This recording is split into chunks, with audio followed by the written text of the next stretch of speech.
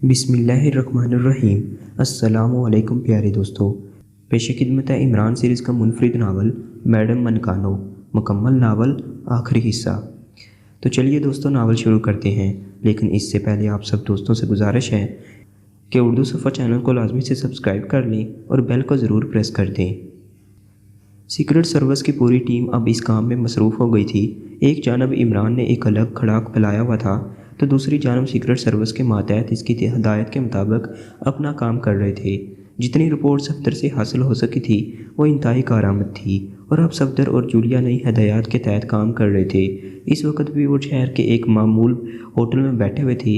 इनके सामने चाय और देकर लवाजमात सजे हुए थे। जूलिया सफदर से इमरान ही के बारे में गुफ्तगू कर रही थी। सफदर के होंठों पर मुस्कुराहट फैल गई। इसने कहा, आप इमरान को नहीं जानती मिस जूलिया। क्या आप इस बात की तवक्का रखती हैं कि इसे इंतहाई आसानी से जहरीली चाय दे जा सकती है? लेकिन सूरत हाल तो कुछ अजीब सी ही है, होनी चाहिए। अगर ना हो तो फिर इमरान कहाँ? सफदर ने मुस्कुराते हुए कहा, किसी का राब्ता हुआ? जाहिर है X2 के अलावा और किससे राब्ता हो सकता है? सफदर ने कहा, और जूलिया ठंडी सांस लेकर खामोश हो गई। होटल में ज़्यादा रश नहीं था और वो लोग अपने सामने रखे हुए स्नैक से लुत्फ़अंदोज़ होते रहे कि अचानक एक जानब हंगामा बर्पा हो गया। जूलिया और सफदर चौंक कर इस तरफ देखने लगे थे। खासी भगदड़ सी मच गई थी। लोग अपनी अपनी कुर्सियां छोड़कर उठ रहे थे और बोतलें टूटने की आवाज़ आ रही थी। सफदर और जूलिया भी खड़े हो गए, लेकिन दूसरे लोगों की तरह उन्होंने किसी बदहवासी का मुजाहरा नहीं किया था। फिर उन्होंने देख लिया कि वो एक खूबसूरत लड़की थी और वो इस वक्त अजीब सी दीवानगी का शिकार हो गई थी। इसे अपने तन बदन का होश नहीं रहा था। कीमती लिबास बुरी तरह बेतरतीब हो गया था और वो अब सामने आई हुई हर चीज़ बुरी तरह उठा कर फेंक रही थी। लोगों की भगदड़ की वजह भी समझ में आ गई थी। कई अफराद बोतलों के टुकड़ों से ज़ख्मी हो गए थे। फिर वेटरों ने तमाम इखलाक बाय ताक रख कर लड़की को काबू में किया, लेकिन वो बुरी तरह मचल रही थी। इन्हें मार रही थी, नोच रही थी, काट रही थी। फिर इस पर गालबन बेहोशी तारी हो गई थी। सफदर और जूलिया काउंटर के करीब पहुंच गए। बेहोश लड़की को वेटरों ने संभाला हुआ था। काउंटर क्लर्क बेहोश पड़ा हुआ था। इसके सर से खून बह रहा था। लड़की ने इसके सर पर बोतल दे मारी थी, लेकिन सफदर को जिस चीज़ ने चौंकाया वो सफ़ेद रंग का एक कार्ड था जो एक जानब पड़ा था। इस पर खून के धब्बे नजर आ रहे थे। सफदर ने इस अफरा तफरी से फ़ायदा उठाया और कार्ड पर हाथ रख लिया। जूलिया भी इसकी ये कार्रवाई नहीं देख सकी थी। बहरहाल दूसरे लम्हे कार्ड सफदर की जेब में मुंतकिल हो गया। फिर पुलिस आ गई थी। गालबन किसी ने पुलिस को फ़ोन कर दिया था। सफदर जूलिया इस मौका पर वहाँ ना रुके और वहाँ से बाहर निकल आए। फिर बाहर आकर सफदर ने अपनी कार में बैठकर रोशनी चलाई और कार्ड देखने लगा। इस कार्ड पर एक छोटा सा मोनोग्राम बना हुआ था जो बस एक निशान के तौर पर था और जो कोई चीज़ समझ में नहीं आ रही थी। सफदर ने जूलिया से कहा, मेरा ख्याल है इस लड़की के बारे में मालूमात हासिल करनी चाहिए। ठीक है, मगर कैसे? अब इसके लिए मेहनत तो करना ही होगी, सफदर ने कहा। मगर ये कार्ड कैसा है? इस किस्म के कार्ड इस निगरानी के दौरान कई बार हमारी निगाहों के सामने आए हैं। गालबन ये कार्ड एक शनाख्त की हैसियत रखते हैं और यकीनी तौर पर ये मंशियात के आदी लोगों को, मेरा मतलब है कि इन तमाम लोगों को जो मंशियात खरीदने की सख्त रखते हैं, किसी खास जगह से मिलते होंगे और इसी के ज़रिए इन्हें मंशियात सप्लाई होती है। इसका मतलब है कि ये घिनौना कारोबार बहुत बड़ी हैसियत से चल रहा है। हाँ, अब इन तमाम कार्रवाइयों के बाद मेरा ख्याल है X2 को इस बात की खबर रखनी चाहिए। जूलिया ने पुरख्याल अंदाज में गर्दन हिला दी थी। सफदर भी गहरी सोच का शिकार नज़र आ रहा था। कुछ देर के बाद इसने कहा, मेरे ख्याल में अब यहाँ वक्त ज़ाया करना बेकार है। तुम्हारा क्या प्रोग्राम है? अब तो मुझे फ्लैट पर ही छोड़ दो। ओके, सफदर ने कहा और कार स्टार्ट करके आगे बढ़ा दी। दोनों खामोशी से इस वाक़या के बारे में सोच रहे थे जो बहरहाल संगीन नौयत का हामिल था। बड़े जुराइम अपनी जगह होते हैं, लेकिन वतन अजीज़ में मुनशियात की लानत को फैलाना भी कोई मामूली जुर्म नहीं। चनाचा इसके लिए भी इन्हें भरपूर कोशिशों की ज़रूरत थी। बल आकर सफदर ने जूलिया के फ्लैट के सामने कार रोक दी। डेवी की तरफ से तलबी थी। इमरान चल पड़ा था। कुछ देर के बाद वो होटल पहुंच गया। होटल में इसने अपने से कई नौजवानों को देखा जो इस दिन इसे नज़र आए थे। इमरान भी एक मेज़ पर जा बैठा। کچھ دیر کے بعد کاؤنٹر کلرک نے عمران کے قریب آ کر کہا، ایک ایک کر کے تم لوگ باہر نکل جاؤ، ایک ویگن کھڑی ہے جس کا رنگ گرے ہے، اس میں بیٹھ جاؤ۔ ٹھیک ہے، عمران نے کہا۔ باہر اسے ویگن نظر آ گئی تھی۔ اس نے اس کا نمبر ذہن نشین کیا اور پھر ویگن میں بیٹھ گیا۔ کام کچھ اسلوبی سے جاری تھا۔ سیکرٹ سروس کے ممبران کی طرف سے رپورٹیں موصول ہو رہی تھیں۔ صفدر اور جولیا نے شہلا نامی ایک لڑکی کی کہانی سنائی تھی جو ایک صنعت کار کی بیٹی تھی۔ شہلا نے ہوٹل میں داخل ہو کر ہنگامہ کیا تھا اور کاؤنٹر کلرک کو زخمی کر دیا تھا۔ بعد میں پتہ چلا تھا کہ وہ منشیات کی عادی ہے اور جب اسے منشیات دستیاب نہیں ہوئی تو وہ دیوانی ہو جاتی ہے۔ بہرحال یہ ایک سنگین کیس تھا اور عمران اس کی نوعیت کو سمجھ کر رہا تھا۔ کچھ دیر کے بعد وین میں بہت سے نوجوان آ بیٹھے اور پھر وین اسٹارٹ ہو کر چل پڑی۔ اس کی منزل ایک خوبصورت عمارت تھی جس کے ایک بڑے سے ہال میں انہیں پہنچا دیا گیا۔ کچھ دیر کے بعد ڈیوی اس ہال میں نظر آیا تھا۔ اس نے کہا، دوستو، ہماری فرم اعلیٰ قسم کی ادویات تیار کرتی ہے لیکن یہ فرم رجسٹر نہیں ہے اور خفیہ طور پر کام کرتی ہے، اس لیے انہیں اپنے شاندار مستقبل کی خاطر اپنے معاملات کو خفیہ رکھنا پڑے گا۔ انہیں یہ ادویات مختلف جگہوں پر پہنچانی ہوگی۔ ہر جگہ اسے لے جانے کا کرایہ دیا جائے گا۔ اعلیٰ کارکردگی کے حامل نوجوان کو ملک سے باہر بھی مال دے کر بھیجا جائے گا۔ اس کا انتظام فرم کرے گی اور انہیں بہترین معاوضے دیے جائیں گے۔ اس کے لیے صرف ایک شرط ہے، وہ یہ کہ مال کا کوئی پیکٹ کسی بھی غلط ہاتھ میں نہیں جانا چاہیے۔ اگر اتفاق سے ایسا ہو جائے تو کسی قیمت پر کسی کو اس فرم کے بارے میں کچھ نہ بتایا جائے۔ ایسا کرنے والے کو زندگی سے محروم بھی کیا جا سکتا ہے۔ پھر نوجوانوں سے ایک بھانڈ بھروایا گیا اور پھر انہیں رخصت کر دیا گیا تھا۔ بہرحال عمران کو ایک نئی جگہ کے بارے میں معلومات حاصل ہوئی تھیں اور وہاں سے نکل کر اس نے بلیک زیرو سے رابطہ کیا تھا۔ ہاں بلیک زیرو، یس سر، بلیک زیرو نے کہا۔ کوئی خاص بات نہیں جناب، سب کچھ معمول کے مطابق ہے۔ ایک پتہ نوٹ کرو۔ جی، سائمن اسکوائر کوٹھی نمبر 30۔ جی سر، بھرپور نگرانی ہونی چاہیے۔ ایک وین نمبر بھی نوٹ کرو۔ جی بتائیے۔ عمران نے اس وین کے نمبر بتائے اور بولا، احتیاط کی ہدایت کر دینا، کسی بھی وقت خطرہ پیش ہو سکتا ہے۔ بہت بہتر۔ ان لوگوں کے بارے میں تو نہیں معلوم ہوا؟ عمران نے پوچھا۔ کون لوگ؟ ڈیڈی حضور، کوشش نہیں کی جناب۔ اوکے، سب ٹھیک ہے۔ اچھا، اللہ حافظ۔ عمران نے ٹرانسمیٹر بند کر دیا۔ فیاض کو اندازہ ہو گیا تھا کہ سر عبد الرحمن عمران کی موت کے سلسلے میں مشکوک ہو گئے تھے۔ انہوں نے فلیٹ میں جو کارروائی کی تھی اس سے یہی پتہ چلتا تھا۔ بعد میں انہوں نے کہا تھا، تمہارا کیا خیال ہے، وہ مر گیا؟ اللہ کرے ایسا نہ ہو۔ ہاں، اللہ کا شکر ہے ایسا نہیں ہوا، سر عبد الرحمن نے مسکرا کر کہا تھا۔ سپرنٹینڈنٹ فیاض کو یقین نہیں آیا تھا۔ سر عبد الرحمن نے کہا، تمہارے پاس اچھے باصلاحیت لوگ ہیں۔ جی سر، حکم۔ اس کے فلیٹ کی خفیہ نگرانی کراؤ۔ بہتر، میں کچھ لوگوں کو تعینات کیے دیتا ہوں، فیاض نے کہا۔ بہرحال وہ خود ابھی کسی مناسب فیصلے پر نہیں پہنچا تھا۔ رات کے کھانے پر سلمیٰ سے بھی اس بارے میں بات ہوئی تھی۔ ظاہر ہے عمران سے معمولی تعلقات نہیں تھے۔ فیاض نے اسے پوری تفصیل بتائی تھی اور سلمیٰ نے کہکے لگائے تھے۔ فیاض کسیلی نظروں سے اسے دیکھنے لگا۔ پھر سلمیٰ بولی، تو اب آپ کا تازہ خیال اس بارے میں کیا ہے؟ جہنم میں جائے سب کچھ، مجھے کسی بھی خیال سے کوئی دلچسپی نہیں ہے۔ کیسی باتیں کرتے ہیں آپ؟ بہرحال آپ بھول جائیں تو الگ بات ہے، مگر میں اس بات کو نہیں بھول سکتی کہ عمران صاحب نے آپ کے لیے بھی بہت کچھ کیا ہے اور اب بہت کچھ کرنے کے بعد اس دنیا سے رفو چکر ہو گیا ہے۔ فیاض بولا، آپ کی یہ خواہش شاید کبھی پوری نہ ہو سکے، سلمیٰ نے کہا۔ فیاض خاموش ہو گیا تھا، لیکن نہ جانے کیوں اسے عمران کی زندگی کا یقین نہیں تھا۔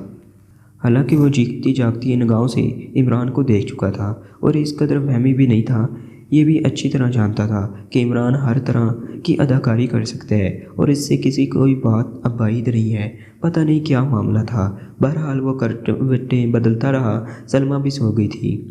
گھڑی میں 12 بج چکے تھے۔ وہ خود بھی کروٹ بدل کر سونے کی کوشش کرنے لگا، لیکن کم وقت نیند آنکھوں سے دور تھی۔ پھر کسی قدر غنودگی طاری ہو گئی تھی کہ نہ جانے کیا آواز سنائی دی، جیسے کوئی دروازہ کھولا جائے اور پھر اسے بند کر دیا جائے۔ گھر میں اس وقت ان دونوں کے علاوہ کوئی اور نہیں تھا۔ ملازم بنگلے کے آخری سرے پر اپنے کوارٹرز میں تھے، تو پھر یہ آواز کیسی ہو سکتی ہے؟ فیاض بلا کر ایک پولیس آفیسر تھا۔ اس نے سرہانے سے ریوالور اٹھایا اور اپنی مسحری سے اتر گیا۔ سلمیٰ کو جگانا کسی طور مناسب نہیں تھا۔ وہ متحد انداز میں دروازہ کھول کر باہر نکل آیا۔ باہر کھڑے ہو کر اس نے ماحول کا جائزہ لیا اور اس سمت کا تعین کرنے میں اسے کوئی دقت نہیں ہوئی جہاں سے آہٹ سنائی دی تھی۔ وہ دبے پاؤں ڈرائنگ روم کی جانب بڑھ گیا اور پھر یہ دیکھ کر اس کے بدن میں سنسنی پھیل گئی کہ ڈرائنگ روم کا دروازہ کھلا ہوا ہے۔ हालांकि हस्ब मामूल दरवाज़ा बंद होना चाहिए था। इसका मतलब है कि अंदर कोई मौजूद है। इसने एक लम्हा रुक कर अपने हवास दुरुस्त किए और फिर आहिस्ता आहिस्ता दरवाजे के करीब पहुंच गया। अंदर दाखिल होना अक्लमंदी के खिलाफ था। अगर वो कोई चोर है तो एक पुलिस ऑफिसर को इससे खौफजदा नहीं होना चाहिए। बल आखिर इसके जहन में एक तरकीब आई और इसने थोड़े से खुले दरवाजे से अंदर हाथ डाला और बिजली का स्विच ऑन कर दिया, जो दरवाजे के बिल्कुल करीब था। दूसरे एले में ड्राइंग रूम में तेज़ रोशनी फैल गई और फयाज ने खुले दरवाजे से अंदर छलांग लगा दी। इसके साथ ही वो गरजदार आवाज़ में बोला, खबरदार, अपनी जगह से चनबनश भी की तो छलनी कर दूंगा। फिर इसकी निगाहें कमरे के चारों तरफ का जायज़ा लेने लगी, लेकिन अंदर कोई नज़र नहीं आया था।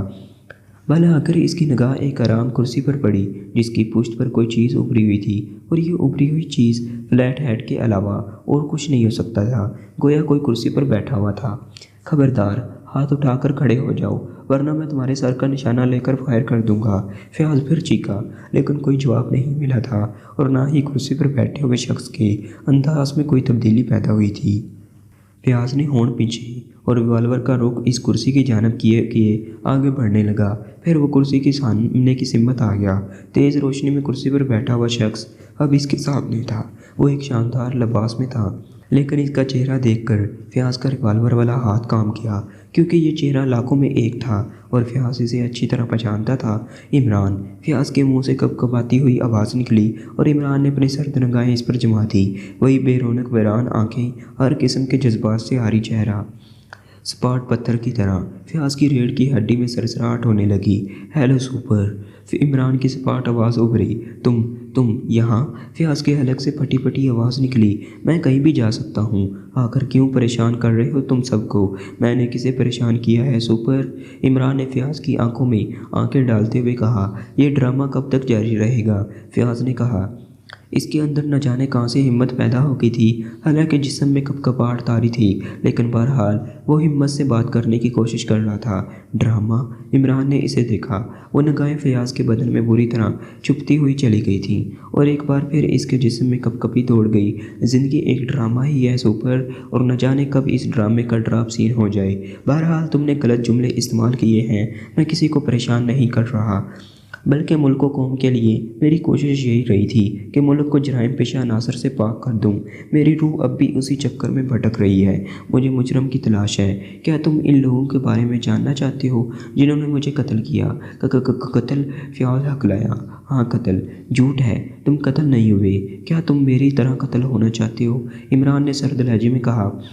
इमरान, अल्लाह के लिए सुनो सुपर, जो कुछ मैं कह रहा हूँ गौर से सुनो।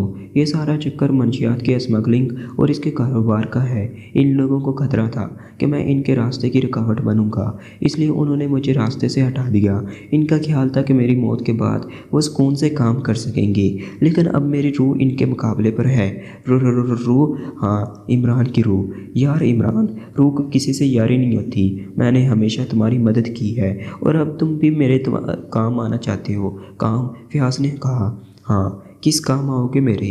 फयाज ने पूछा। जो कुछ मैं कहूँ इसे गौर से सुनो। मनशियात के स्मगलरों की एक बहुत बड़ी लॉन्च डंक्रेक डॉन चैटी से रवाना हो रही है। इस लॉन्च से बहुत से ऐसे नौजवान सफ़र करने वाले हैं जो बेरोज़गार थे।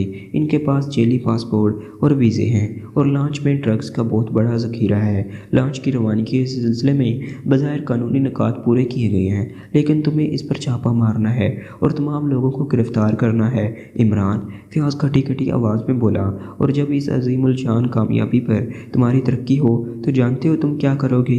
क्या? फयाज ने पूछा। 1 किलो जलेबियाँ खरीदना, इमरान ने कहा। जलेबियाँ? हाँ, और 1 पाव लड्डू। फिर? फयाज ने पूछा। इसके बाद 1 पाव नमक पारे। इन तीनों चीज़ों को 2 किलो दूध में डालकर घोट लेना, जैसे भंगी भांग घोटते हैं। फिर इसमें आधी छटांग काली मिर्चें डालकर इनका पेस्ट बना लेना। जानते हो इसके बाद तुम्हें क्या करना है? क्या? फयाज के मुंह से बेइख्तियार निकल गया। इन्हें खा लेना। इमरान ने कहा। अब मुझे यकीन हो गया है कि तुम जिंदा हो। सर अब्दुर्रहमान का भी यही کیا حال ہے؟ فیاض نے اعتماد بھرے لہجے میں کہا۔ سر عبد الرحمن، یہ مرد ہے پرست باپ جس نے زندگی میں میری کوئی قدر نہ کی۔ عمران، وہ بہت پریشان ہے۔ سنو فیاض، جو کچھ میں نے کہا ہے اس پر عمل کرنا تمہارے مفاد میں ہے۔ عمران، اللہ کے لیے بس میں چلتا ہوں۔ عمران کرسی سے کھڑا ہو گیا، پھر اس نے عجیب سے انداز میں منہ کھولا اور دانت نکال کر فیاض پر دوڑا۔ فیاض کے حلق سے چیخ نکل گئی۔ عمران کا چہرہ اس قدر خوفناک ہو رہا تھا کہ فیاض ذہن پر قابو نہ پا سکا۔ وہ گھبرا کر پیچھے ہٹا اور عمران کو راستہ مل گیا۔ دوسرے لمحے وہ دروازے کی طرف بڑھا اور پھر خاموشی سے باہر نکل گیا، لیکن فیاض نے فوراً خود کو سنبھالا اور دروازے کی طرف دوڑ پڑا۔ پھر وہ دروازے سے باہر نکل آیا، لیکن ایک بار پھر اس کے رونگٹے کھڑے ہو گئے تھے۔ عمران کا کہیں پتہ نہیں تھا، ہر طرف خاموشی اور سناٹے کا راج تھا۔ اتنی جلدی کسی کا غائب ہو جانا ناممکنات میں سے تھا۔ پھر کیا واقعی عمران؟ ایک بار پھر اس کے حوصلے پست ہونے لگے۔ وہ حیرانی سے چاروں طرف دیکھنے لگا، پھر خوفزدہ ہو کر بیڈ روم کی طرف دوڑنے لگا۔ سلمیٰ ان حالات سے بے خبر آرام سے سو رہی تھی۔ وہ آواز پیدا کیے بغیر بسہری پر لیٹ گیا، ذہن سخت ہیجان کا شکار تھا۔ لیکن عمران نے جو کچھ کیا ہے، کیا اس پر عمل کیا جائے؟ فیصلہ کرنا ضروری تھا۔ بڑی سادہ سی ٹیکنیک استعمال کی گئی تھی۔ فیاض کی ڈرائنگ روم کا دروازہ باہر کھلتا تھا اور عمران سمجھ رہا تھا کہ اس وقت فیاض ذہنی انتشار کا شکار ہے۔ چنانچہ جیسے ہی وہ باہر نکلے گا، فیاض بھی پاگلوں کی طرح باہر نکلنے کی کوشش کرے گا، اور یہی ہوا۔ فیاض اس کے پیچھے دوڑا تھا اور اس نے دروازہ کھولا تھا، اور جب دروازہ کھلا تو عمران دروازے کے پیچھے ہو گیا۔ فیاض برق رفتاری سے نکل کر راہداری میں بھاگا تھا اور عمران بڑے اطمینان سے خودکار دروازے کے بند ہونے سے پہلے ہی واپس ڈرائنگ روم میں پہنچ گیا۔ بہرحال چند لمحے تو انتظار کرنا ہی تھا، کیونکہ اس بات کے امکانات تھے کہ فیاض کو شاید عقل ہی آ جائے اور وہ واپس ڈرائنگ روم میں آنے کی کوشش کرے۔ لیکن فیاض کو اگر عقل آ جاتی تو وہ فیاض ہی کہاں تھا۔ کچھ دیر ڈرائنگ روم میں انتظار کرنے کے بعد عمران کو جب یہ اطمینان ہو گیا کہ فیاض اپنے بیڈ روم میں جا چکا ہے، تو عمران احتیاط کے ساتھ باہر نکلا، اور پھر فیاض کی کوٹھی سے باہر نکلنے میں اسے کوئی خاص دقت نہیں ہوئی تھی۔ بنگلے سے کچھ فاصلے پر بلیک زیرو ایک کار میں اس کا منتظر تھا۔ اسے دیکھ کر بلیک زیرو نے دروازہ کھول دیا اور عمران اس میں بیٹھ گیا۔ چلو، عمران نے کہا، اور بلیک زیرو نے کار اسٹارٹ کر کے آگے بڑھا دی تھی۔ سر سلطان کی کوٹھی پر چلیں گے؟ عمران نے کہا۔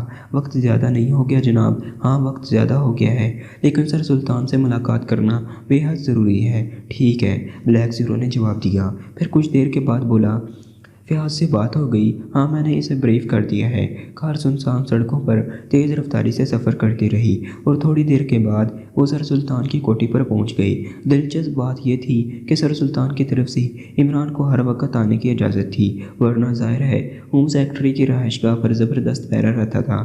لیکن گارڈ جانتے تھے کہ عمران کی آمد کو کسی بھی وقت روکا نہیں جا سکتا، اور پھر چونکہ عمران کی موت کی اطلاع عام نہیں تھی، اس لیے عمران کو اندر داخل کر دیا گیا۔ چند لمحات کے بعد عمران اندر داخل ہو گیا، پھر سامنے موجود ملازم سے اس نے سر سلطان کو اطلاع دینے کے لیے کہا اور خود ڈرائنگ روم میں جا بیٹھا۔ سر سلطان فوراً ہی چلے آئے، لیکن ان کی کیفیت دیکھنے کے قابل تھی۔ گاؤن بھی نہیں پہنا تھا، ننگے پاؤں دوڑے چلے آئے تھے۔ ڈرائنگ روم میں داخل ہو کر انہوں نے عمران کو دیکھا اور بے اختیار ہاتھ پھیلا کر عمران کی طرف بڑھ گئی، پھر انہوں نے عمران کو لپٹا لیا تھا۔ عمران نے نرم لہجے میں کہا، مجھے افسوس ہے جناب کہ آپ کو بھی حالات سے لاعلم رکھنا پڑا، مگر میرا دل گواہی دیتا تھا کہ تم اتنی آسانی سے اپنے دشمنوں کا شکار نہیں ہو سکتے۔ بس جناب، آپ کی دعائیں ہی شامل حال رہی۔ مگر عمران، مجھ سے تو رابطہ کر لیا ہوتا، مجبوری تھی جناب۔ میں اپنی موت کو حقیقت کا رنگ دینا چاہتا تھا، کیونکہ چند لوگ شدت سے میری موت کے خواہاں تھے، لیکن یہ بھی ایک حقیقت ہے کہ ان لوگوں کو میری موت کا یقین آپ نے ہی دلایا، ورنہ شاید وہ شک و شبہے کے شکار رہتے۔ بہرحال جیسے ہی مجھے پہلا موقع ملا، میں آپ کو حقیقت حال بتانے کے لیے دوڑا چلا آیا۔ اللہ کا شکر ہے، اور کیا کہوں، ورنہ یہ تو حقیقت ہے عمران کہ ہم لوگ تو بے موت مر گئے تھے۔ میں تمہیں یقین نہیں دلا سکتا کہ یہ چند روز میرے اوپر کتنے گراں گزرے ہیں۔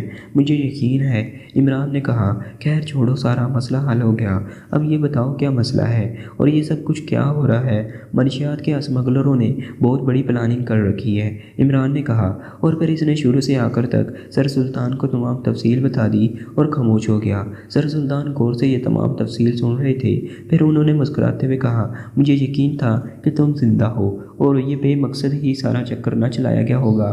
بہرحال میرا کافی کام ہو گیا ہے، اور جب میں نے سوچا تھا کہ آپ وہ اطلاع دے دوں، کل اس سلسلے میں سپرنٹینڈنٹ فیاض سے پہلا کام لے رہا ہوں۔ ٹھیک ہے عمران، ہمارا مقصد ملک دشمنوں سے نمٹنا ہے، چاہے کوئی بھی ایجنسی کام کرے، اصل مقصد تو کام ہونے سے ہے۔ سر آپ اطمینان رکھیے، میں چلتا ہوں، آپ کو اطلاع دینا ضروری تھا۔ ایک بات سنو عمران۔ جی حکم دے۔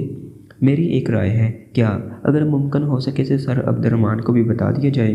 آپ انہیں کیا سمجھتے ہیں؟ کیا مطلب؟ وہ میرے بھی باپ ہیں، اس میں کیا شبہ ہے؟ سر سلطان بے اختیار مسکرا پڑے، پھر بولے، مگر میں سمجھا نہیں۔ حضرت نے فلیٹ جا کر خود تفتیش کی تھی؟ پھر سر سلطان نے پوچھا۔ مطمئن ہو گئے ہوں گے، عمران نے کہا، اور سر سلطان ہنس پڑے، پھر بولے، تو پھر مجھے اجازت دیجیے، اب کہاں جاؤ گے؟ بس کوئی خاص جگہ نہیں، ابھی تو کام جاری ہے، عمران نے کہا، اور انہیں سلام کر کے باہر نکل آیا۔ عمران کے چہرے پر تصور حسین کا میک اپ تھا۔ دوسرے تمام نوجوانوں کے ساتھ اسے بھی چیٹی پر پہنچا دیا گیا تھا، انہیں بریف کر دیا گیا تھا، اور ان کا سامان انہیں دے دیا گیا تھا۔ سوٹ کیس میں منشیات کے ذخائر تھے، یہاں تک کہ وہ لانچ پر پہنچ گئے۔ عمران کی نظریں چاروں طرف بھٹک رہی تھی، پھر اسے اطمینان ہو گیا۔ کچھ فاصلے پر فیاض نظر آیا تھا، ایک بڑی ویگن سے نارکوٹکس کے بڑے افسران ان کے ساتھ نیچے اترا تھا۔ اس کے حکم میں پولیس کے 2 ٹرک تھے، جن سے اتر کر نوجوانوں نے آن کی آن میں لانچ کو گھیر لیا تھا۔ عمران کا خیال تھا کہ لانچ سے مقابلہ کیا جائے گا، لیکن کوئی مزاحمت نہیں ہوئی تھی۔ دوسرے لوگوں کے ساتھ اسے بھی گرفتار کر لیا گیا۔ فیاض کے فرشتوں کو بھی نہیں معلوم تھا کہ ان میں عمران بھی موجود ہے۔ وہ گرفتار شدہ نوجوانوں کے ساتھ بے حد سخت سلوک کر رہا تھا۔ ان کے سامان سے کروڑوں روپے کی منشیات برآمد ہو گئی تھی۔ پھر کئی گاڑیاں انہیں لے کر پولیس ہیڈ کوارٹر روانہ ہو گئی۔ انہیں ایک بڑے لاکم میں پہنچا دیا گیا۔ لاکم کے باتھ روم سے عمران نے ٹرانسمیٹر پر بلیک زیرو سے رابطہ قائم کیا۔ ہیلو، بلیک زیرو کی آواز سنائی دی۔ ہم خیریت سے لاک اپ پہنچ گئے ہیں، اب تمہیں ایک کام کرنا ہے، عمران نے کہا۔ حکم سر، بلیک زیرو نے مؤدبانہ لہجے میں کہا۔ سر سلطان کی وساطت سے چند افراد کو، جن میں تصور حسین کو بھی، یعنی مجھے شامل ہونا چاہیے، سیکرٹ سروس کے ہیڈ کوارٹر میں طلب کر لو، بقایا لوگوں کو یہی رہنے دیا جائے۔ بہت بہتر، بلیک زیرو نے جواب دیا۔ پھر بہت جلد یہ کارروائی ہو گئی تھی، اور 4 افراد کو، جن میں عمران بھی شامل تھا، ملٹری انٹیلیجنس کی تحویل میں دے دیا گیا۔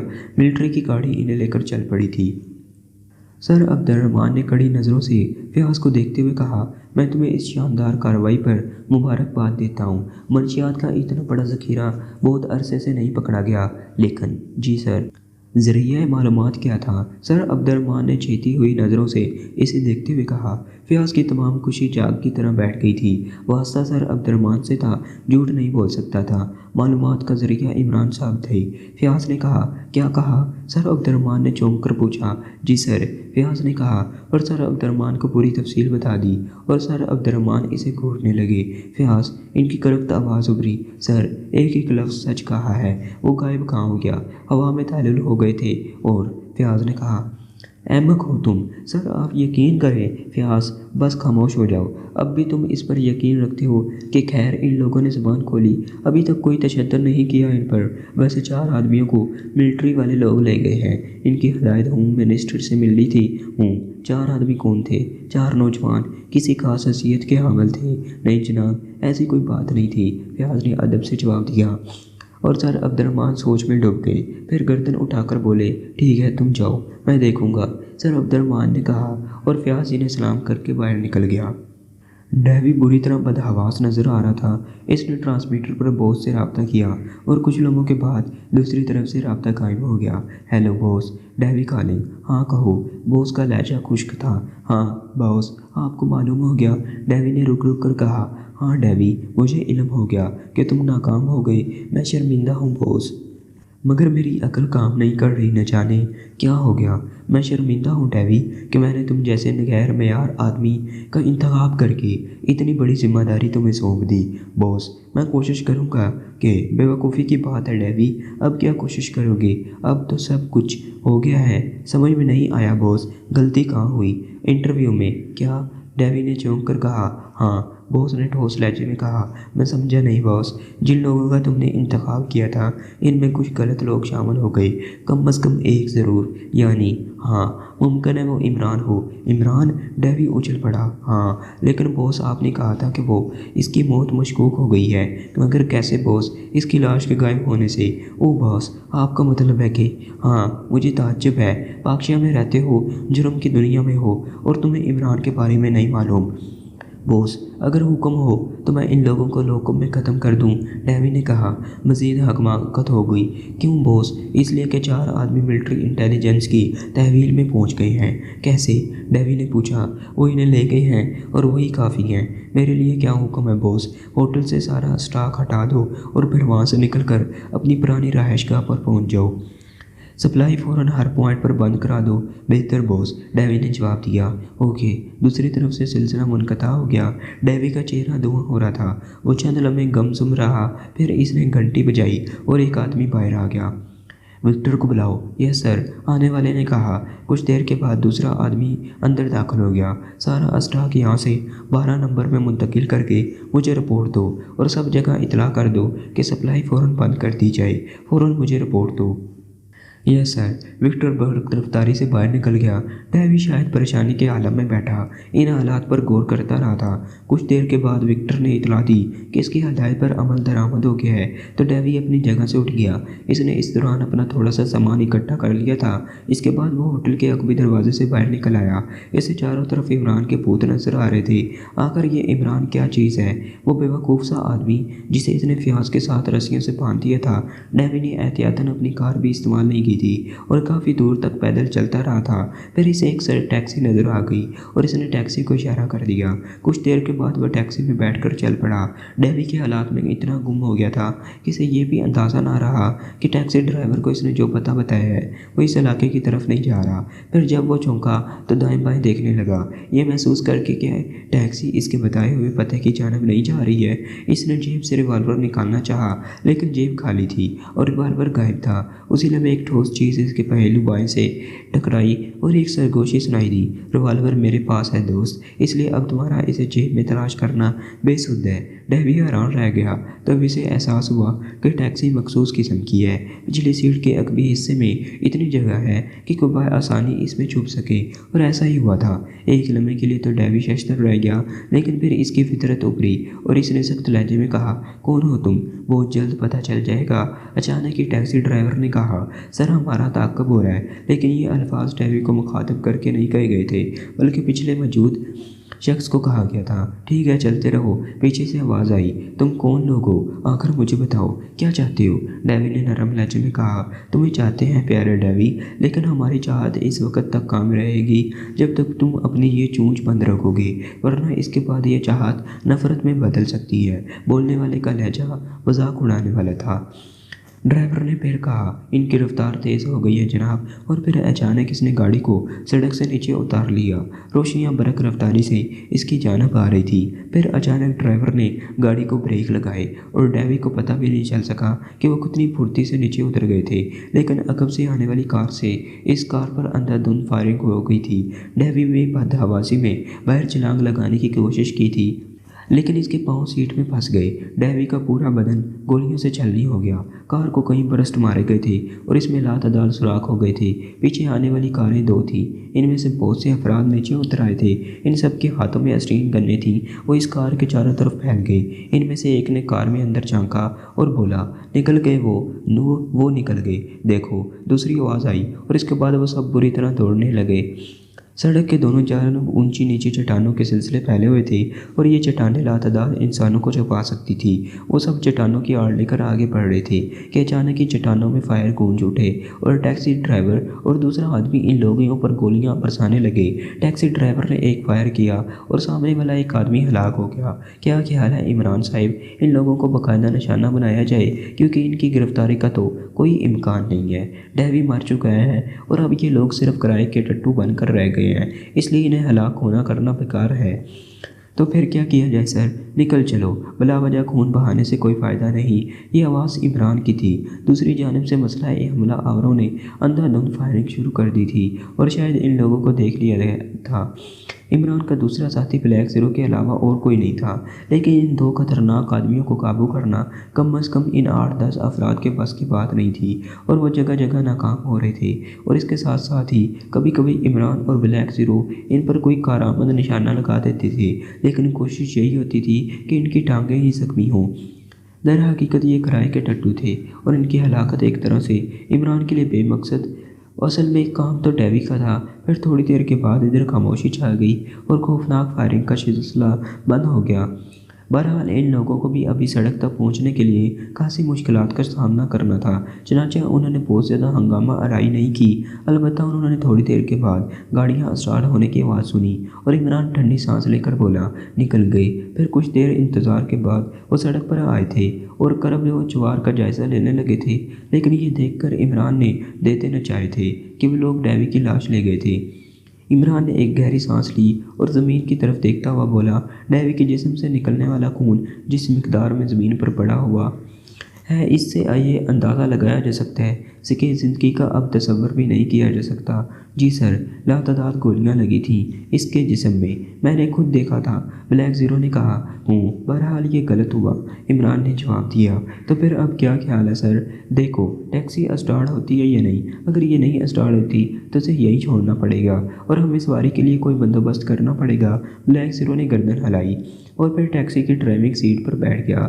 اس نے سلف لگایا اور ٹیکسی اسٹارٹ ہو گئی۔ عمران اس دوران پیچھے کھڑا رہا تھا۔ میرے خیال میں واقعی انجن کو کوئی نقصان نہیں پہنچا۔ اوکے، پھر چلو، عمران بولا، اور پھر ٹیکسی اسٹارٹ ہو کر شہر کی طرف چل پڑی۔ ڈیوی کی موت غیر متوقع تھی۔ عمران کو یقین تھا کہ اس سے بہت کچھ معلوم ہو سکے گا۔ ملٹری کی تحویل میں جانے کے بعد اس نے سر سلطان کی مدد سے فوراً رہائی حاصل کر لی تھی۔ یہ منصوبہ بھی تھا، چنانچہ رہائی کے بعد اس نے فوراً ڈیوی کے ہوٹل کا رخ کیا تھا اور اپنی مدد کے لیے بلیک زیرو کو طلب کر لیا تھا۔ لیکن مجرم کام دکھا گئے تھے اور اب ڈیوی کا قصہ ختم ہو گیا تھا۔ رانا پیلس کے ایک کمرے میں اس وقت وہ بلیک زیرو سے ڈسکس کر رہا تھا۔ دلچسپ بات یہ ہے بلیک زیرو کہ اس بار اصل مجرم کی شکل بھی نظر نہیں آئی۔ کافی چالاک ہے، بلیک زیرو نے کہا، اس میں کیا شک ہے؟ ڈیوی کی موت کے بعد ہم ایک بار پھر تاریکی میں آ گئے ہیں۔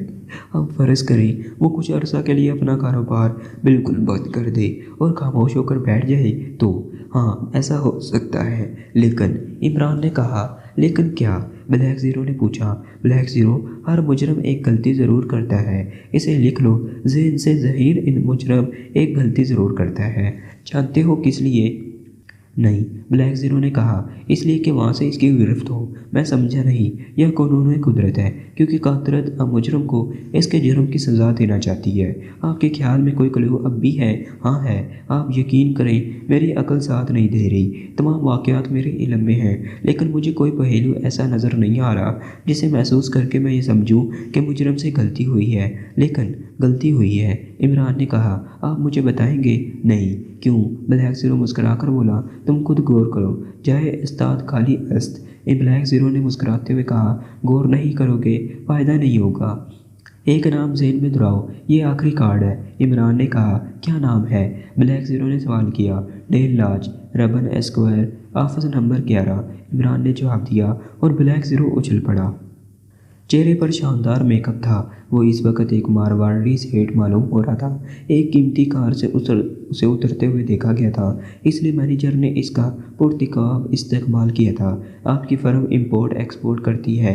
عمران نے بیٹھتے ہوئے کہا، جی، اور بہت نیک نام ہے۔ میرے پاس ایک بہت بڑا پروجیکٹ ہے، شاید تم نے میرا نام سنا ہو، مالک جی عدن والا۔ عمران نے اپنا تعارف کراتے ہوئے کہا، بہت بڑا نام ہے جناب، ہماری خوش قسمتی ہے کہ آپ نے ہمیں کسی قابل سمجھا۔ فرم کا مالک کون ہے؟ میڈم منکانو، وہ آپ سے ملاقات کرنا پسند کریں گی، میں انہیں اطلاع کرتا ہوں، مینیجر نے کہا، اور پھر وہ انٹرکام پر میڈم منکانو سے بات کرنے لگا۔ ایک بہت بڑی شخصیت آئی ہے میڈم، بہت بڑا کام ہے۔ کون ہے؟ مالک جی عدن والا۔ پھر کیا بات ہے؟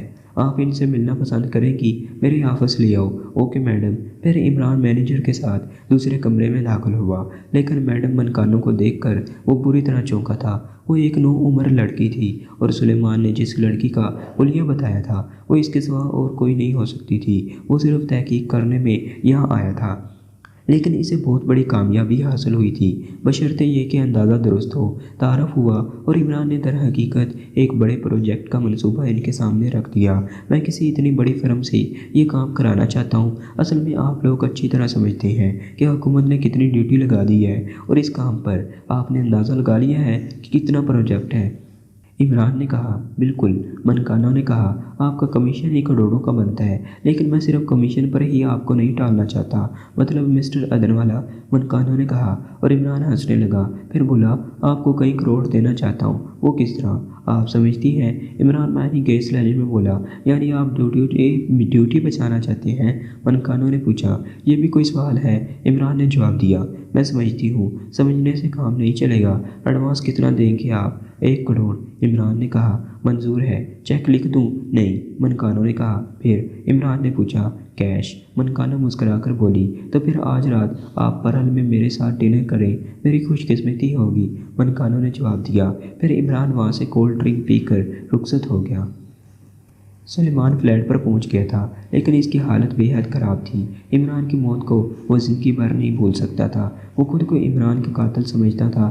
اب اس فلیٹ میں رہنے کو اس کا دل نہیں کر رہا تھا، لیکن سر عبد الرحمن کا حکم تھا کہ وہ یہیں رہے، اس لیے مجبوری تھی۔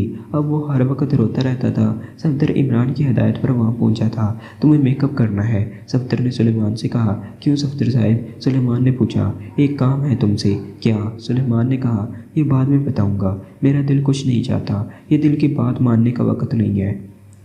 مگر کام کس کے لیے ہے؟ یوں سمجھ لو عمران صاحب کے لیے۔ ہائے ہائے، میں نے کیا کر دیا تھا؟ سلیمان نے کہا اور پھر رونے لگا۔ بڑی مشکل سے صفدر نے اسے تیار کیا تھا، پھر اس نے سلیمان کے چہرے پر میک اپ کیا، اسے عمران ہی کا سوٹ بنایا، پھر اسے لے کر چل پڑا۔ اس کا رخ ہوٹل پرل کی طرف تھا۔ پرل میں داخل ہو کر اس کی آنکھیں چندیا گئی تھیں۔ صفدر نے ہدایت کے مطابق ایک میز سنبھال لی، پھر اس نے کسی کی تلاش میں نظریں دوڑائی اور عمران اسے مالک جی ادنوالا کے میک اپ میں نظر آ گیا۔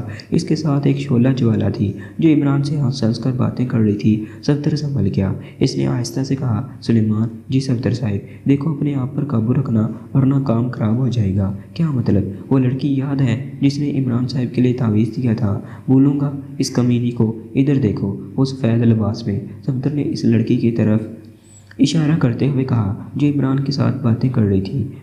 سلیمان ادھر دیکھنے لگا اور پھر اچھل پڑا، وہی ہے، اللہ کی قسم وہی ہے، نہیں چھوڑوں گا حرام زادی کو، مار ڈالوں گا جان سے۔ سلیمان پنکارا، میں نے کہا ہے دماغ قابو میں رکھو، ورنہ یہاں بھی تمہارے بدن میں 1 درجن گولیاں اتر جائیں گی۔ اسے غور سے دیکھو اور بتاؤ کیا یہ وہی لڑکی ہے؟ صفدر نے سلیمان کو سمجھاتے ہوئے پوچھا۔ پہچان لیا ہے میں نے، یہی ہے۔ خاموش بیٹھے رہو، خبردار چن بنش نہ کرنا، صفدر نے کہا اور اپنی جگہ سے اٹھ گیا۔ اب اسے مخصوص اشارے سے عمران کو بتانا تھا کہ سلیمان نے لڑکی کے بارے میں تصدیق کر دی ہے۔ اپنے کام سے فارغ ہو کر وہ سلیمان کے پاس آیا۔ فکر مت کرو، اس سے تمہارا نکاح کراؤں گا، آؤ فی الحال نکل چلو، اور وہ سلیمان کو وہاں سے لے کر چلا گیا۔ آپ بے حد پرکشش ہیں مسٹر ادنوالا، منکانو نے مسکراتے ہوئے کہا۔ آپ پہلی لڑکی ہیں جو یہ بات کہہ رہی ہیں، ورنہ اس سے قبل کسی نے ایسے نہیں کہا۔ مجھے تعجب ہے، مجھے بھی تعجب ہے، عمران بولا۔ کیوں، آپ کو کیوں تعجب ہے؟ بتا چکا ہوں، عمران نے معصومیت سے کہا۔ آپ کا کاروبار تو بہت بڑا ہے۔ ہاں، اربوں روپے بیکار پڑے ہوئے ہیں۔ بیکار کیوں؟ منکانو نے پوچھا۔ ان کا کوئی استعمال جو نہیں ہے؟ ارے کیا آپ نے شادی نہیں کی؟ ڈیڈی نے کی تھی، کیا پھل پایا انہوں نے؟ کوئی ٹریجڈی بہت بڑی؟ عمران بولا۔ کیا؟ منکانو نے پوچھا۔ میں کیا مطلب؟ میں پیدا ہو گیا تھا، عمران نے کہا، اور منکانو ہنس پڑی۔ بس یہ ٹریجڈی ہوئی ہے، کم ہے کیا؟ آپ بہت دلچسپ ہیں، شکریہ۔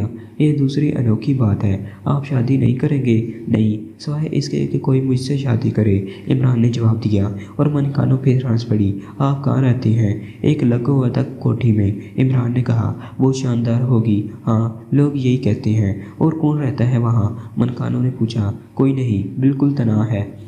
हैं? इमरान ने जवाब दिया, कमाल है, आप देखेंगी मेरी कोठी? दिल तो चाहता है, तो फिर चलिए एक निगाह देख लीजिए। वैसे आपकी रकम मैं लाया हूँ, और वो भी कैश। ओह, कहाँ है? मेरी कार में, इमरान ने जवाब दिया। मनकानो हंस पड़ी, फिर बोली, आप वाकई अजीब आदमी हैं मिस्टर अदनवाला। पता नहीं, इमरान ठंडी सांस लेकर बोला। डिनर के बाद वो वहाँ से उठ गए थे। इमरान ने कार में बैठकर नोटों से भरा हुआ ब्रीफ केस लड़की के हवाले करते हुए कहा, आपकी अमानत है, कोई आपके साथ है तो इसे इसके हवाले कर दीजिए। इमरान ने कहा, अरे नहीं, मैं तनहा हूँ, और जहाँ तक इस रकम का मामला है तो ये कहाँ भागी जा रही है। ओके। इमरान ने कार स्टार्ट करके आगे बढ़ा दी। ज़ाहिर है इसका रुख दानिश मंजिल की तरफ ही होना चाहिए था। फिर मनकानों ने ये इमारत देखी और बोली, कमाल है, यहाँ तो वाकई कोई नहीं रहता। आह, क्या शानदार इमारत है, आपको पसंद आई? इमरान ने साउंड प्रूफ कमरे में दाखिल होकर कहा। बेहद, मनकानों ने कहा। तो फिर आइए शादी कर लें। जी, मनकानों चौंक पड़ी। हाँ, वैसे भी आपने मेरे लिए बड़े पापड़ बेले हैं। मैंने, मनकानों ने चौंक कर पूछा। हाँ, मेरे मुलाजिम को आपने मेरी मोहब्बत हासिल करने के लिए तावीज़ दिया था, जो इसने मुझे पिला दिया था। मनकानों का चेहरा सफ़ेद पड़ गया। वो फटी फटी आंखों से इमरान को देख रही थी। इस दौरान इमरान ने अपने चेहरे से मेकअप मास्क उतार दिया था और लड़की दहशत ज़दा निगाहों से इसे देख रही थी। फिर इसने इमरान का चेहरा देखा और इसके हलक से एक चीख निकल गई। हाँ, मेरा ख्याल है अब तुमने मुझे पहचान लिया होगा। तुम तो मेरी मोहब्बत में गिरफ्तार थी और सुलेमान को तुमने तवीज़ मोहब्बत दिया था। लेकिन मेरा ख्याल है आपको मिस्टर कोई गलत फहमी हुई है। आखिर आप मुझे यहाँ क्यों लाए हैं? मैं यहाँ से जाना चाहती हूँ, मनकानों ने परेशान होकर कहा। इमरान मुस्कुराता हुआ एक सोफे पर जा बैठा। मनकानों अपनी जगह से उठी और इसने फुर्तीली बिल्ली की तरह दरवाजे की जानब छलांग लगाई, लेकिन इमरान खामोशी से अपनी जगह बैठा रहा था। मनकानों ने दरवाज़ा खोलने की कोशिश की, लेकिन इसमें ज़ाहिर है कामयाब नहीं हो सकी। तब इसने रहम तलब निगाहों से इमरान की जानब देखा और कहने लगी, मुझे जाने दो प्लीज़, मुझे जाने दो। मैं तो पहले ही एक मज़लूम लड़की हूँ। मैं, हाँ, वाकई तुमसे ज़्यादा मज़लूम लड़की मैंने ज़िंदगी में कभी नहीं देखी। वैसे तुम्हारा असल नाम क्या है? जनाब, मेरा नाम मनकानो ही है। मैं सतम रसीदा हूँ। आप नहीं समझते ज़िंदगी मेरे लिए कितनी तल्ख है। आप मेरा जो रूप देख रहे हैं वो मेरा असल रूप नहीं है। वो तो मुझे मालूम है मैडम मनकानो। नहीं, आपको कुछ नहीं मालूम। लड़की की आवाज़ भरा गई और फिर इसकी आंखों से आंसू बहने लगे। Very good. सना है औरत के आंसू बड़ी अहमियत रखते हैं, लेकिन मुझ जैसे बेवकूफ़ के लिए नहीं। आप यकीन करें, अगर मैंने आपको कुछ बताया तो वो मुझे ज़िंदा नहीं छोड़ेंगे। चलो बता दो, मैं तुम्हें ज़िंदा छोड़ दूंगा। इमरान मस्करे अंदाज में बोला, मैं एक गरीब ख़ानदान की लड़की हूँ जनाब, चंद अफराद का वाहिद सहारा। क्रिश्चियन हूँ। आप समझ नहीं सकते कि मेरी मौत से दो छोटे बहन भाई और एक बूढ़ी माँ भी मर जाएगी। मैं मुलाजमत करती थी, फिर इन दरिंदों के जंगल में फंस गई। मैं आपको तफसील नहीं बताऊँगी, बस यूँ समझ लीजिए कि एक नौजवान मेरी तबाही का बायस बना और इसने मुझे इन लोगों के जंगल में फंसा दिया। वो ड्रग्स का कारोबार करती हैं। आपसे बेहद खौफजदा थे वो, और मुझे ये हदायत की गई कि मैं आपको ज़हर इल्ला तावीज़ पिला दूं, लेकिन इससे इनके ऊपर कोई रोशनी नहीं पड़ी। मैडम मनकानो, आप यकीन कीजिए, मैं इनके बारे में कुछ भी नहीं जानती। मुझे एक डम्मी के तौर पर इस फिल्म का मालिक बनाकर बैठा दिया गया है। मुझे सारी हदायत मिस्टर डेवी से मिलती थी, लेकिन मिस्टर डेवी हलाक हो गए हूँ। तो आप इन लोगों के बारे में कुछ नहीं जानती, अपने साथी कारकुनों के बारे में भी कुछ नहीं जानती होंगी। मेरा मतलब डेवी के अलावा दूसरा आदमी साइमन है, जोसेफ साइमन। फिर इमरान जोसेफ साइमन के बारे में तफसीलात मालूम करता रहा था। लड़की से इसे पेश कीमत मालूमात हासिल हुई थी। फिर वो इमरान के लिए काम करने पर तैयार हो गई। बहुत से नए ठिकाने मालूम हुए। अब सिर्फ जोसेफ साइमन रह गया था जिस पर हाथ डालना था। यह शख्स बहुत चालाक मालूम होता था। इमरान लड़की से मुसलसल काम ले रहा था और वो इसे बेहतरीन गाइड कर रही थी। और इस रात इसने लड़की के मायत में जोसेफ साइमन की रहायशगाह का जायज़ा लेने का फ़ैसला किया था। लड़की ने भला आखिर इसका ठिकाना मालूम कर लिया था। ये एक पुरसरार इमारत थी। इमरान ने ज़रूरी इंतजामात कर लिए थे। फिर वो मनकानों के साथ ही इस इमारत में दाखिल हुआ था। इमारत तारीकी में डूबी हुई थी। मनकानो बहुत ज़्यादा खौफज़दा नज़र आ रही थी। इसने कहा, वो बेहद खतरनाक आदमी है जनाब, आपसे एक दरख्वास्त करना चाहती हूँ। हाँ कहो, अगर मुझे कुछ हो जाए तो मेरे बहन भाई का ख्याल रखें, फिक्र मत करो। इमरान ने कहा। वो इमारत के मुख्तलिफ गोशों का जायज़ा लेते रहे। एक बहुत बड़े से हालनुमा कमरे में पहुँचकर मनकानो रुकी। इसने स्विच तलाश करके रोशनी कर दी। रोशनी में इमरान ने इन 4 आदमियों को देखा जो हाल के चारों गोशों में रिवाल्वर लिए खड़े थे। इनके चेहरे नकाब में पोशीदा थे। लेकिन मनकानो का गहका जहरीला था। इसने एकदम रूप बदल लिया था। माय डियर अली इमरान, अब यकीनन तुम असल कहानी सुनना पसंद करोगे, बल्कि मेरा असल चेहरा भी देखना चाहोगे। लड़की ने अपने चेहरे से मास्क उतार दिया और वो पहले से भी ज़्यादा दिलकश नज़र आने लगी थी। मेरा नाम देस्तावेदी है, ताल्लुक तिल अबीब से है और पाकिया में मुझे एक अहम मिशन पर भेजा गया था। पाकिया में ड्रग्स का फ़रोग और इसके सिलसिले में दूसरे ममालिक से तुम्हारे मुल्क के ताल्लुकात ख़राब कराना। मेरा मतलब है पाकिया को एक करप्ट मुल्क साबित करना। मुझे तुम्हारे बारे में ख़ुसूसी हदायत की गई थी, चनाचा मैंने तुम पर हमले कराए और आखिरी कोशिश तुम्हें जहर देने की थी, लेकिन तुम वाकई चालाक निकले, मगर आखिरकार फंस गए। क्या ख्याल है? इमरान हंस पड़ा था। फिर इसने कहा, वेस्तावी बहुत खूबसूरत नाम है, अब बताओ मुझसे शादी करोगी? हाँ ज़रूर, वो हंस पड़ी। तो ठीक है, ये चारों तुम्हारा मुझसे निकाह पढ़ाएंगी अच्छी तरह। वैसे डेयर वेस्तावली मगर छिपकली और मगरमच्छ के बारे में जानती हो? छिपकली मगरमच्छ की हम शक्ल ज़रूर होती है, मगर बहुत छोटी होती है। चलो इस छिपकली को पकड़ लो। इमरान ने चारों नकाब पोशों से कहा और उन्होंने आगे बढ़कर वेस्तावी को काबू कर लिया। वो दहशत ज़दा रह गई थी। ये मेरे आदमी हैं जो यहाँ मौजूद थे। यहाँ रहने वालों को पहले ही कब्ज़े में कर लिया गया है और तुम्हारी ये सारी बातें रिकॉर्ड हो चुकी हैं। ये मुस्तकबिल में पाकिया के बहुत काम आएंगी और इसे दहशतगर्द ना कहा जाएगा। इसके बाद वेस्तावी को लेकर चल पड़े थे वो। फ्लैट में सुलेमान आंसू बहा रहा था। इमरान इसे बहुत याद आ रहा था। यहाँ इसका दिल बिल्कुल नहीं लग रहा था और वो सोच रहा था कि सर अब्दुर्रहमान इसे इस्तदा करें कि इसे कोठी वापस बुला लिया जाए। हाय साहिब, मैंने कभी तुम्हारी कदर नहीं की, तुम कितने अच्छे थे, ऐसा दूसरा कौन होगा। हाय दिल चाहता है कि ये सब ख्वाब बन जाए, तुम अपने कमरे में हो और मुझे आवाज़ दो सुलेमान और मैं तुम्हारे पास पहुंच जाऊं। सुलेमान। कमरे से आवाज़ उभरी और वो उछल पड़ा। आवाज़ बिल्कुल इमरान की थी। फिर इसने खुद को समझाया, मगर तुम कहाँ? हाय, एक बार फिर आवाज़ दो सुलेमान। आवाज़ फिर आई और अब सुलेमान की हवा खिसकने लगी। फिर इसने अपना वहम समझा ही था। वो उठकर कमरे की तरफ बढ़ गया था। दरवाज़ा खोलकर इसने अंदर झांका और फिर इसका सांस बंद हो गया। इमरान कमरे में मौजूद था। क्या पकाया है? इमरान ने कहा और सुलेमान के हलक से एक इंतहाई तेज़ चीख निकल गई। दूसरे लम्हे इसने फ्लैट के दरवाजे की तरफ छलांग लगा दी थी। तो दोस्तों, इसके साथ ही ये इंतहाई दिलचस्प नावल इख्तिताम पज़ीर होता है। लेकिन दोस्तों ठहरिए, इस तरह के मज़ीद नावल सुनने के लिए मेरे चैनल उर्दू सफ़ा को लाजमी से सब्सक्राइब कर लें और बेल को ज़रूर प्रेस कर दें। शुक्रिया एंड अल्लाह हाफिज़।